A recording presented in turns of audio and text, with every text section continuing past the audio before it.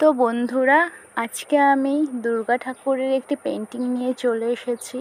প্রথমেই আমি এটির আন্ডারলাইন করে নিয়েছি, এরপর আমি স্টেপ বাই স্টেপ কালার করছি।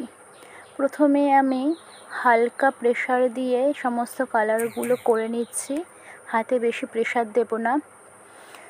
আমি প্রথমে অরেঞ্জ করে নিয়েছি কপালের দিকে, এরপর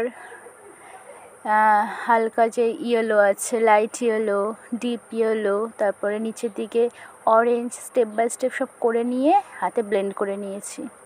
এরপর ঠাকুরের চোখটা আমি করে নিচ্ছি ব্রাশ পেন দিয়ে। চোখ হয়ে যাওয়ার পর আইব্রো, চোখের ভেতর সব কিছু কালার করে নিলাম। এরপর হেয়ারটাও করে নিলাম। এরপর ঠাকুরের মাথায় যে ক্রাউনটা আছে, মুকুট, সেটাও করে নিচ্ছি। সমস্ত কালার করা হয়ে গেছে।